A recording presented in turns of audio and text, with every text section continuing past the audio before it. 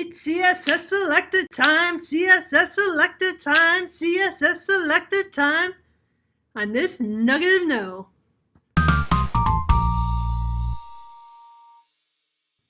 Okay, so CSS selectors, they define the elements that a set of CSS rules apply to. What does that mean? Let's check it out real quick. I'm going to jump into CodePen, and the link to this CodePen is actually going to be in the show notes. It'll be available to you in full, so you'll be able to see how each one of these things actually takes effect. So check it out. We're going to hop over to CodePen right now. So here we are at CodePen. I'll put a link to this in the show notes so that you can actually follow right along. It'll be the completed version of this, and it'll be a great reference for you to see how all of these selectors work. Now I want to show you CodePen just real quick, just real briefly. You can see here I've already got some of it typed out. I've got the HTML, and then there's the CSS. Now down the road, if we had JavaScript, you can actually add JavaScript in here as well, but we don't have any, so I just closed that right up. And we'll just use the CSS and the HTML part. Now in the HTML, you can see we have an H1 header, and it just says header in there. And below that we have another H1 tag, and this one has an ID in it. And then below that we have a paragraph with a class. And then we have 3 links, one going to Google, one going to YouTube, and one going right back here to CodePen. And now over here in our CSS, I have some of this typed out, but I don't have any styles applied. So we'll go through each of these individually so that you can see how each of them work one at a time. And we're going to start with the universal selector. And that's going to happen with an asterisk. So if you put asterisks and then open and close curly braces, everything inside of there is going to apply to every element in your HTML. So let's start and just take a look and see how this works. Let's change the color here to purple. Now you can see that all of the HTML has turned purple.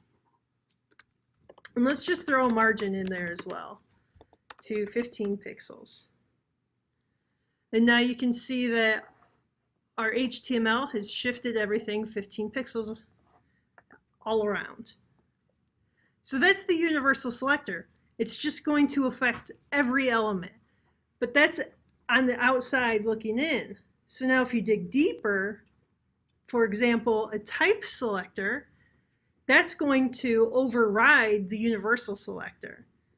So we've got here the H1 tag is the type selector that I'm using here. So what this is doing is saying any tag that's an H1, do what I say here. And we're just going to change the color to red.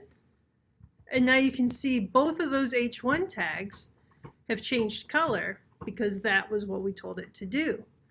But now let's dig a little deeper still and go to the next H1 tag, which as you can see here has an ID of ID selector.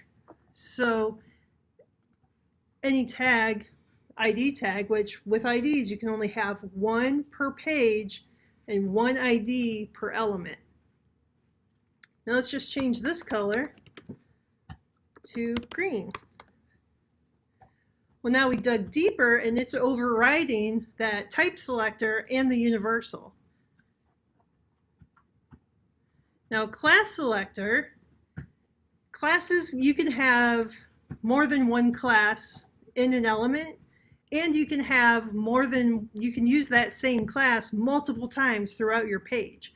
So classes are really handy and they're used a lot.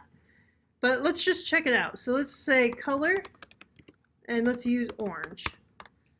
So now our paragraph tag has turned orange. So those are, so far we've gone over universal selectors. And this is a type selector. And I'll even just throw this in here.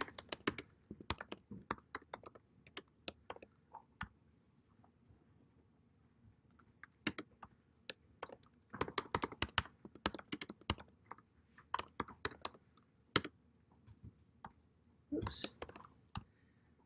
That way you know what each one is. And I'll add in the rest for you as well.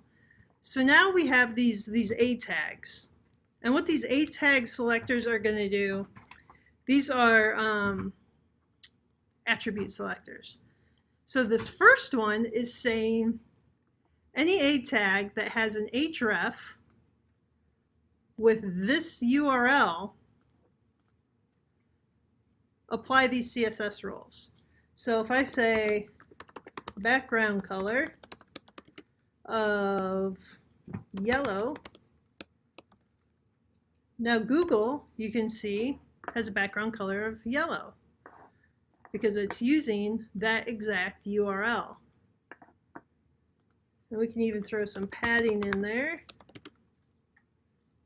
5 pixels, and let's change the color to blue. The next one has the href with an asterisk next to it, which is saying any A tag that has an href with the word YouTube, apply these CSS rules. So let's go ahead and just throw in another background color. That's not a word. And let's go back to orange. Do another padding. You know what, that's boring. I already used orange. Let's try lavender. We'll do padding of 5 pixels, and we'll make the color, we'll do black so that you can see it. So like I said, this href with the asterisk is saying any A tag with the href with the word YouTube in it, do this. This one, the one before that was this full URL, any A tag with the href equals, and then this full URL to Google, apply these rules. Now last, but certainly not least, is the href with the $sign. So this $sign is telling us any A tag with the href that ends in .io, apply these rules. So let's just do that one. And let's say pink. And we'll say color purple and padding 5 pixels. So you can see all of these are affecting each one of these individually based on these CSS selectors.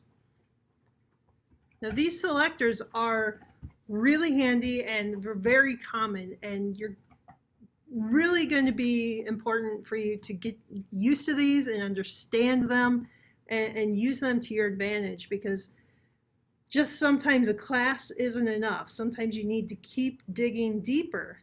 Same as the way you did with the universal to the type, and then down to the ID in the class. You just sometimes need to get into the nitty-gritty and really pull out certain pieces.